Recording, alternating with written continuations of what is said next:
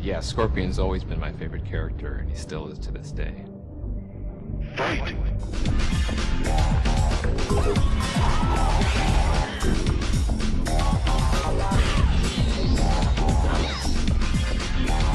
Playing Scorpion's cool. I mean, you get to be kind of just a little bit crazy, a little bit nuts. You know, it's like you're a ninja. How cool is that? I've played him in Sub-Zero mythologies. I did some motion capture for Scorpion, and I played him during some of our live events for Mortal Kombat. I am Scorpion. You killed me in cold blood. As a player, if I get a chance, I'll always pick Scorpion. His whole play style, it just kind of suits my style of gameplay. I'm proud to have been part of the Scorpion legacy throughout the years. The spear move has always been one of my favorite moves in all the Mortal Kombat games, and I don't think we've ever been able to top it. Get over! Hello, my name is John Parrish. I am Jax!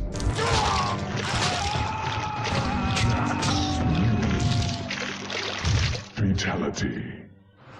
Being the big guy, I was using raw strength and mental attitude. Be energetic, to be powerful, to actually portray myself as a hero, as I would look at it.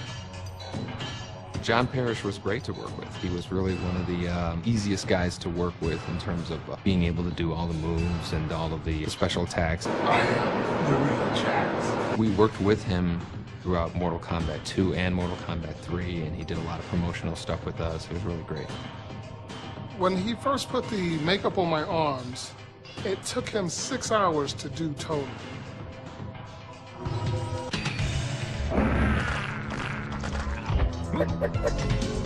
Outstanding.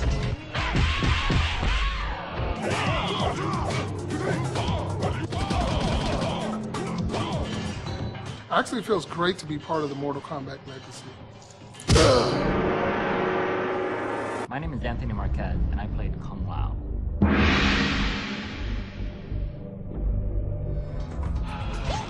Finish him.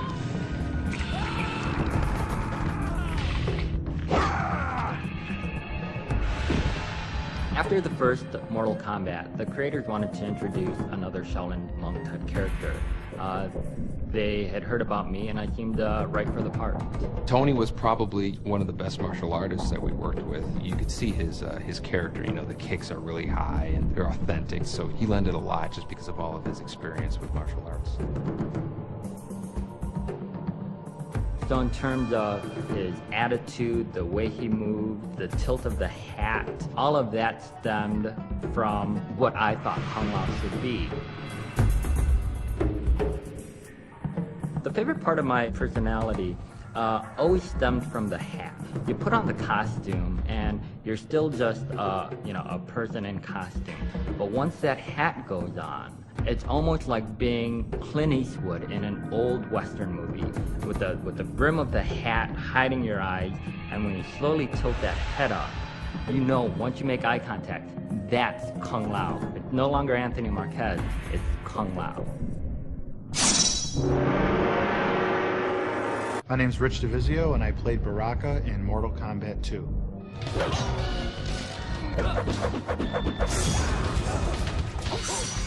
We were trying to come up with characters, you know, and we were going to costume stores and looking around and found a mask of this monster.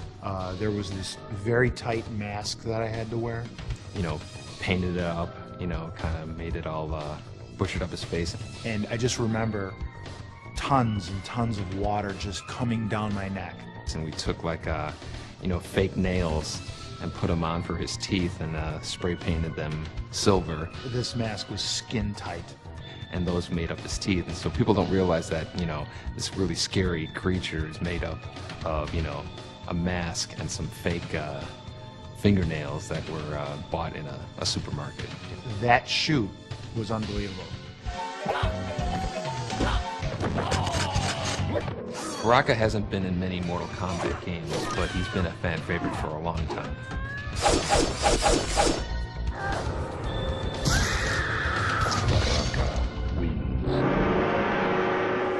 Sector and Cyrax were unique in that they were mechanical and they were robotic.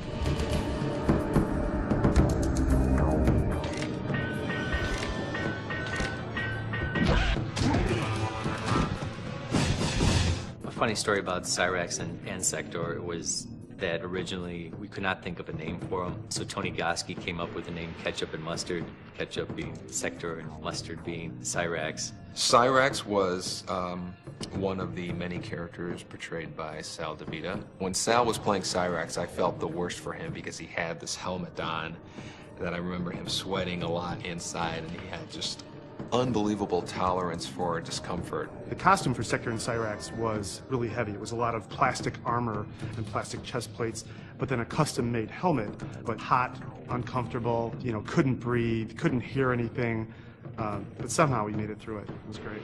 Cyrax always had a lot of cool moves, a lot of cool gadgets. His chest opens up and bombs come out, nets come out. In Deadly Alliance, he had one of my favorite fatalities with the big claw, slams the guy down.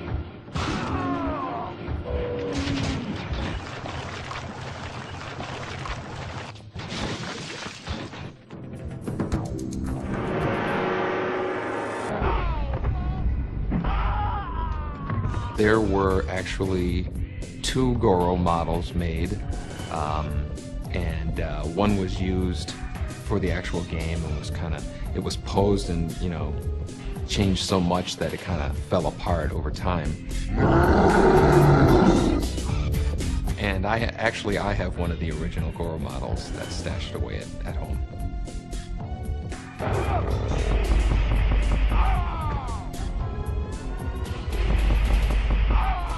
Flawless victory. Well, I think Katana was really one of the favorite characters from Mortal Kombat 2. She was a new character. She had ridiculous combos that people, you know, came up with that I had not even thought of. So when I saw people doing Katana combos, you know, in the corner, you knew there was something special because people were taking the game in a direction that you didn't even think of.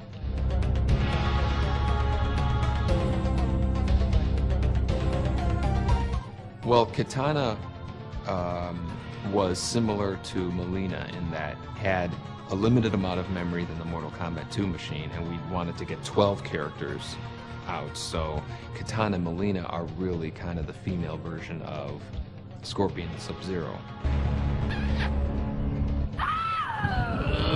Katana wins. Flawless victory. Melina was created because we needed to stretch the memory in our game again. We were out of memory. We had a cool female character in Katana, and we wanted to kind of double up on that and give her, you know, special moves, make an anti-Katana in a sense. And so that's kind of where Melina came from.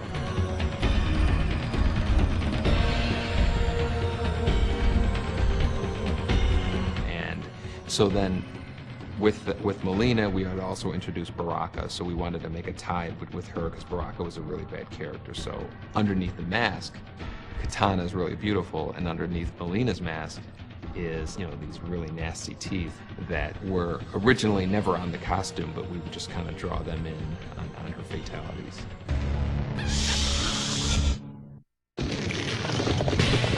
Melina wins. Jade was the third in the series of characters that was derived from existing images. Jade was a female ninja type character like Melina and Katana were, and she was kind of like an evil version of Katana in a sense. Jade is a childhood friend of Katana, which probably makes her thousands of years old, because Katana is thousands of years old. The approach we've taken with Jade in this game, in Mortal Kombat Deception, is that she's more of the stealthy ninja type of character. She's the one that sneaks around and gets information, you know, and carries out covert activities. And I kind of like that about her. She's about getting things done, and she's very loyal. We wanted to give her something that separated her from Katana Melina, so we gave her the staff weapon that was her weapon in Mortal Kombat 3. Not many characters had weapons in Mortal Kombat 3. That was really what we wanted to do to separate her from Katana Melina.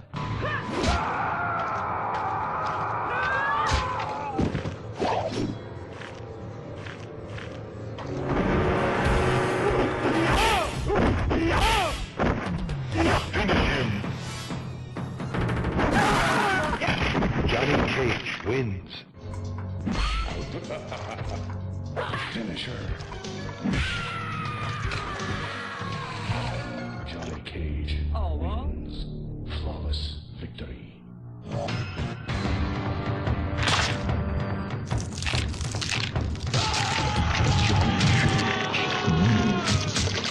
Fatality.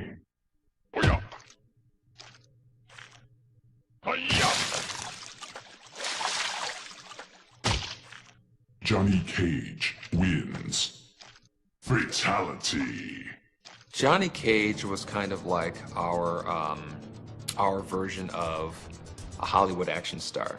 He's the one character not to take too seriously. He's not a brooding hero. He's a, hey kind of hero. He's a Hollywood guy. A lot of flair, a lot of pizzazz, still very skilled martial artist, but put in the situation with all these noble Shaolin monks and Lin Kuei ninjas. Johnny Cage, to me, is almost like the comic relief of Mortal Kombat. He's the actor, so he doesn't take this all as seriously as a Liu Kang or a Raiden or Kung Lao. Cabal first made his appearance in MK3. He was originally designed as kind of this nomad, sand person kind of character. Again, we really wanted to create a character that seemed to have a handicap of sorts in terms of he had this breathing apparatus that kept him alive. He still had these incredible powers that none of the other characters had. He had a lot of cool moves. He had this dash, which he would run past a character, spinning him around, and then he could pull off some combos on him. And everybody kind of liked his tornado move where he would run by the opponent and then they would spin like a top and they kind of get a free hit on them. Cabal also had these hook sword weapons that one of the few characters in the 2D games that actually had a weapon in the game. So that kind of made him stand out. He was actually one of the characters that was considered almost too powerful in Mortal Kombat 3. And we had to kind of tone him down for Ultimate Mortal Kombat 3. For Deception, we finally had the chance to bring Cabal back the way we originally intended him to be. We gave him the long trench coat, gave him a backpack. That was part of the original design, but back in the old days of digitizing, we couldn't really handle that. A long coat would have gotten in the way of the character's moves. In the 2D games, we were really limited to the costumes that we could build because it was digitized graphics. And with the 3D games, we build the costumes and the computer so we can really do whatever we want. Cabal's always been one of my favorite characters, so I was totally happy to bring him back for Deception, give him the classic design that we intended. My name's Rich DeVizio. I played Kano in Mortal Kombat 1 and Mortal Kombat 3.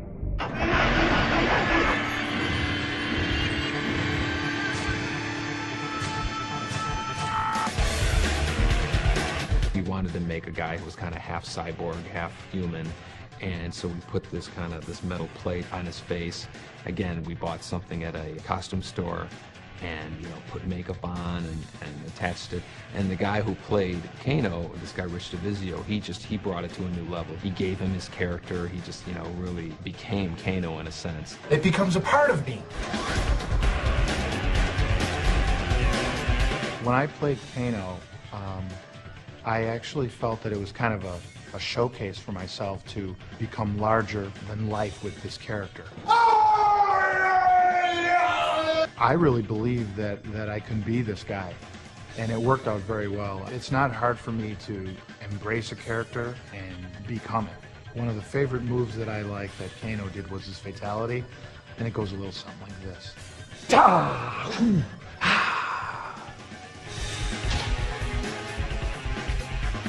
Kano wins! I think that Nightwolf is your quintessential Native American icon.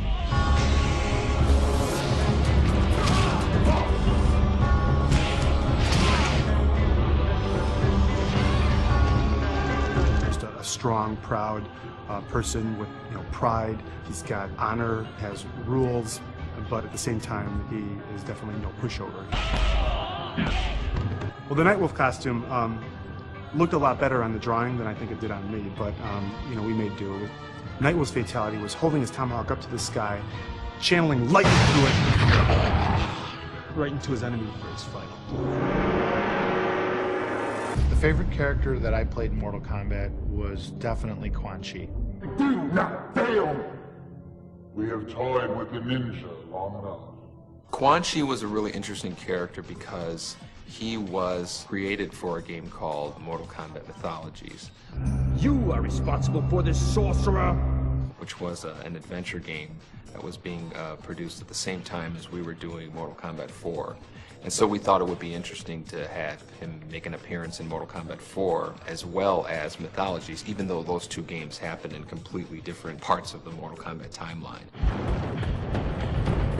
Quan Chi is one of the most mystifying characters to me. We really don't know what his origins are other than he's from the Netherrealm and he's part of the Brotherhood of Shadow.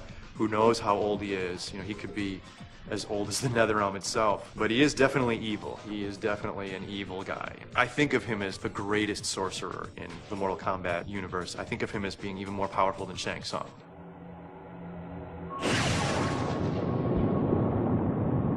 Rich DeVizio was hilarious as Quan Chi. He really played the part well. To me, he is Kano, and he is also Quan Chi. He's both of those characters. You can't look at Quan Chi and not think Rich. And now, on to Hollywood. The makeup was unbelievable, and I was actually able to act a little bit in full motion videos, which was very exciting for me. I remember that the impetus behind the cabinet design on MK4 was the reintroduction of the series back then. They wanted it to stand out in the midst of the arcades. As such, they wanted to push the sides as something that you could not miss. So we did some shots in the studio, had Rich come in, put fire behind him, big old Quan Chi face, no one can miss it. And that's what ended up happening. The first time I saw myself on the side of the Mortal Kombat 4 arcade stand-up, I was just blown away. That chapter, Mortal Kombat 4, was the Quan Chi show in a sense. Do not fail. My first impression of seeing myself in the game, I was ecstatic because I knew it was me. I thought it was just awesome. God of Thunder and Lightning, that just kind of became what his thing was. And I think that was really kind of what inspired a lot of his special moves, was the fact that he was a god.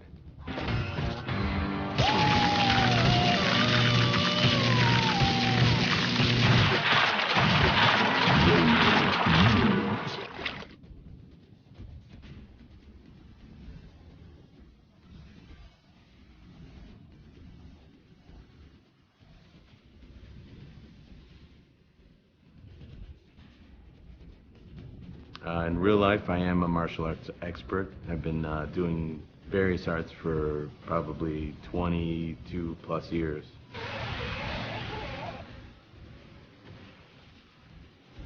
You know, I'm wearing this hat. Got that on. Got that action working. Yeah, the hat is gone. It was destroyed with one of the falls that Carlos took, and I don't think we've seen it ever since. Do I have the hat? No, I wish I did. That's probably the one thing I wish I had. I feel really thankful to be part of the Mortal Kombat legacy, you know, and it's changed my life incredibly.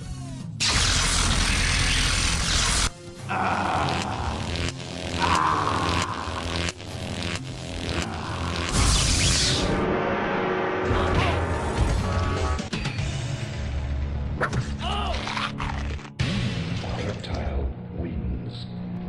Fatality.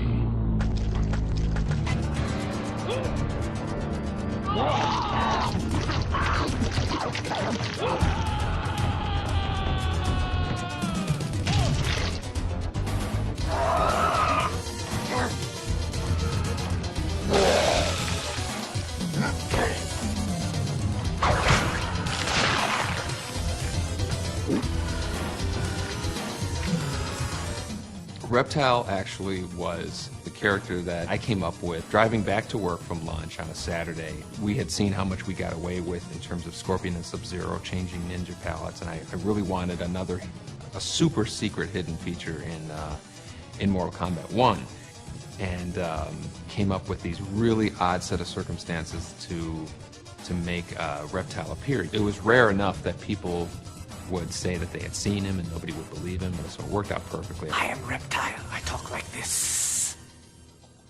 And then I have to go like this. Yeah, Reptile. The infamous Green Man. It was another one of those characters where they swap some of the images from one character to another. I saw those moves that they told me to do that were for other characters, like for example the force ball, you know, when I put my hands out and then a big ball comes rolling out. That was for Reptile, but here I had no clue at that time. Reptile wins. Fatality.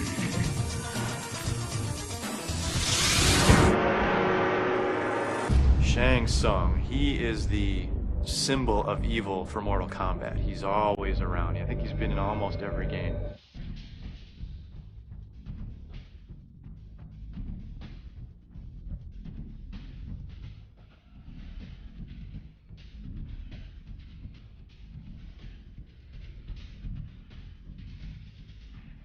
His job in Mortal Kombat 1 was to win Earthrealm for Shao Kahn.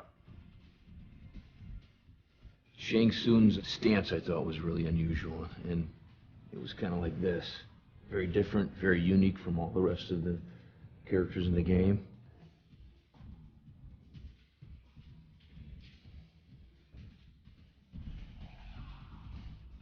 Shao Kahn wanted to take over Earthrealm, and through the Mortal Kombat tournament, he was going to do it.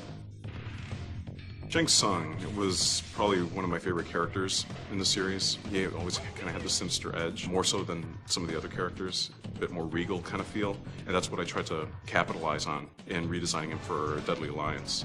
In Mortal Kombat Deadly Alliance, Shang Tsung teams up with the sorcerer Quan Chi, and the both of them not only kill Liu Kang, but they kill Shao Kahn as well.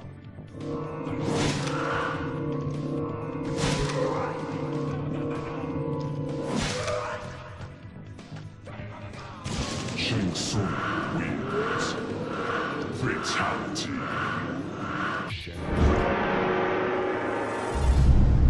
Shao Kahn was the big bad guy in Mortal Kombat. Feel the power of Shao Kahn. Well, Shao Kahn is kind of like the top of the ladder in terms of big bad guys in the Mortal Kombat series. Prepare to die.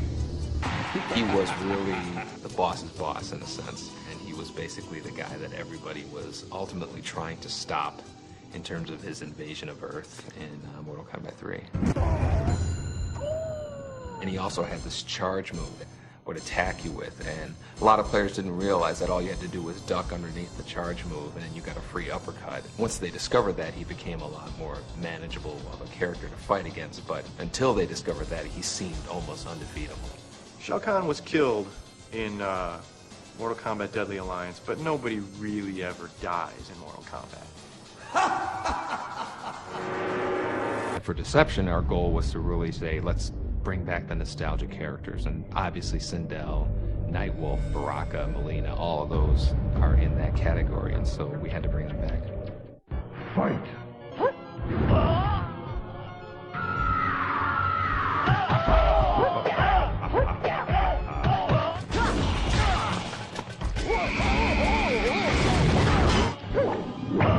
The wig that we had in Mortal Kombat 3 for Sindel didn't have that much hair. We did a lot of After Effects touch-ups.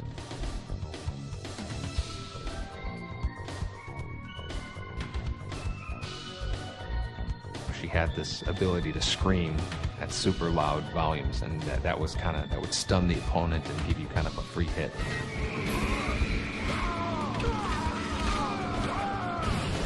Sindel wins.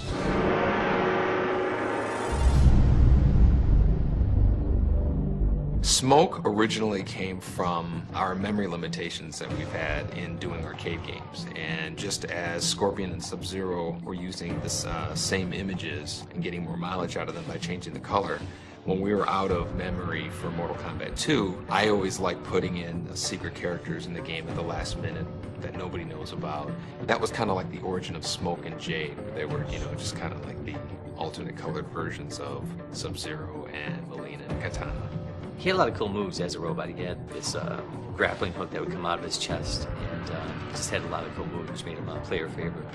We brought Smoke back for Deception just because people have been asking about him for a while now. It was funny because a lot of fans like the ninja version A lot of fans like the robot version, so I thought it would be a good idea to bring back both. Every one of our characters in Deception has kind of two costumes, and so for Smoke, we decided we're going to have him be a normal ninja, like people had seen him before in Mortal Kombat 2, and then also his Mortal Kombat 3 persona, which is kind of like the cybernetic ninja. Players can pick which one they want to play as.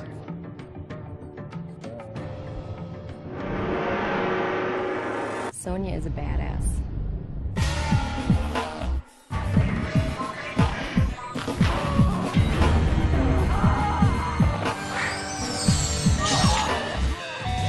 Carrie was easily one of the best people we worked with in terms of actors playing the characters. Yes, I still have the Sonya costume. Every once in a while, I'll bring it out. I absolutely see Sonya again in future Mortal Kombat games.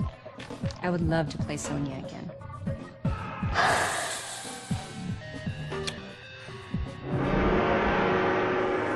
My name is John Turk, and I am Sub-Zero.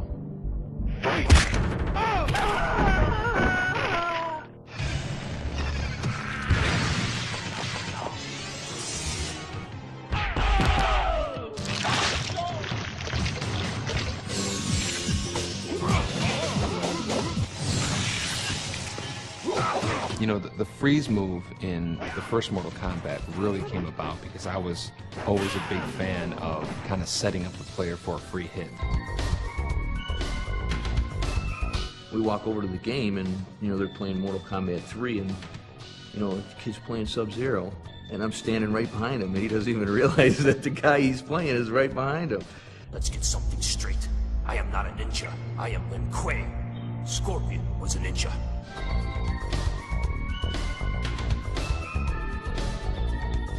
My martial arts style defined the character of Sub-Zero's based on the way I move, the way I kick, the way I punch, the way I turn, the way I move my leg when I do sweeps.